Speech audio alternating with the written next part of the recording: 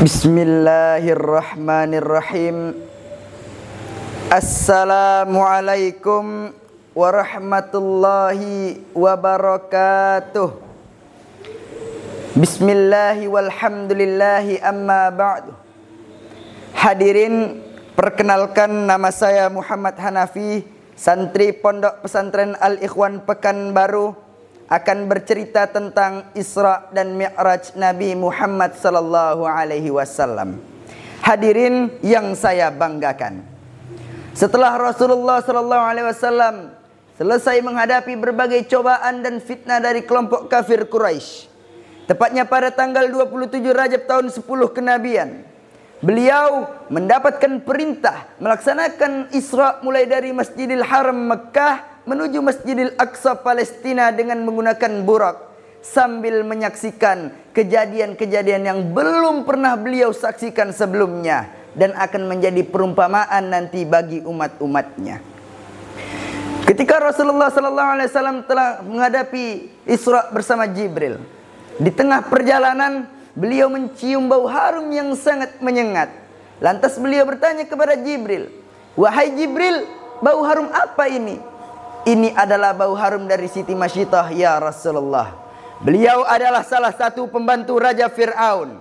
Ketika suatu hari beliau sedang menyisir putri Raja Fir'aun, sisirnya jatuh ke bawah. Beliau berucap, "Bismillahi ta'isa Fir'aun." Dengan mengucap nama Allah, celakalah Raja Fir'aun. Seketika itu putrinya mendengar bisikan dari Siti Masyidah. Putrinya mengadu kepada ayahnya. Ayahnya tahu, dia marah, lantas bertanya kepada Siti Masyidah, "Wahai Siti Masyidah, apakah kau mempunyai Tuhan selain aku?" Siti Masyidah menjawab, "Tuhanku dan Tuhanmu ialah Allah Subhanahu wa ta'ala." Akhirnya beliau terbunuh dalam memperjuangkan agama Allah Subhanahu wa ta'ala. Oleh sebab itulah nama dan makam beliau selalu berbau harum. Selanjutnya ketika mereka berdua melakukan perjalanannya lagi, di tengah perjalanan beliau diperlihatkan sekelompok orang yang menghantuk-hantukkan kepalanya hingga pecah. Ketika kepalanya pecah, kepalanya kembali lagi seperti sedia kala. Dia hantukkannya lagi kepalanya hingga pecah. Maka ketika itulah beliau heran dan bertanya kepada Jibril, "Wahai Jibril, mengapa dengan orang itu?" "Itu adalah gambaran umatmu nanti ya Rasul, yang suka meninggalkan salat, yang suka menunda-nunda waktu salat ya Rasulullah." Keduanya melanjutkan perjalanannya lagi. Di tengah perjalanan beliau diperlihatkan lagi sekelompok orang yang digunting lidahnya sampai ke mulut.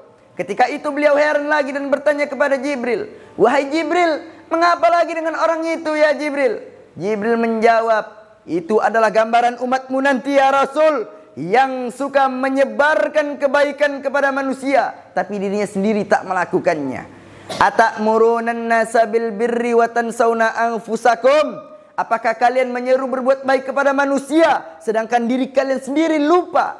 Atatlunal kitab, padahal kalian mengetahuinya dalam Al-Qur'an. Afala ta'qilun, apakah kalian tak berpikir? Quran surah Al-Baqarah ayat 44. Nabi juga melihat kejadian-kejadian lainnya ketika melaksanakan Isra bersama Jibril pada masa itu. Selanjutnya keduanya sampai di Baitul Maqdis. Keduanya melaksanakan sholat 2 rakaat. Datang Nabi yang lain ikut melaksanakan sholat. Ketika selesai sholat, ada salah seorang yang berdiri mengumandangkan iqamah, yang lainnya menunggu imamnya maju. Jibril mempersilahkan Nabi untuk maju menjadi imam. Maka sebab itulah beliau disebut sebagai imam para nabi dan rasul.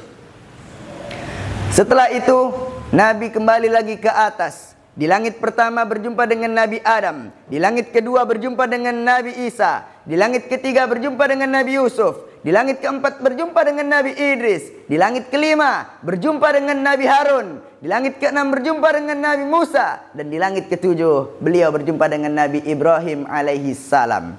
Selanjutnya beliau lagi naik ke atas, ke Sidratul Muntaha, menjemput perintah yang paling mulia. Apa itu? Ya, salat kewajiban kita semua, yang awalnya sebanyak 50 waktu, berkurang dan berkurang hingga menjadi 5 waktu, tapi pahalanya sama seperti 50 waktu. Subhanallah. Setelah kejadian tersebut, beliau turun ke Mekah, menceritakan segala kejadiannya kepada sahabat-sahabatnya, kepada umatnya pada masa itu. Tapi sayang seribu sayang, banyak yang tak percaya, bahkan murtad, kecuali sahabat kekasihnya, yakni Abu Bakar As-Siddiq radhiyallahu anhu.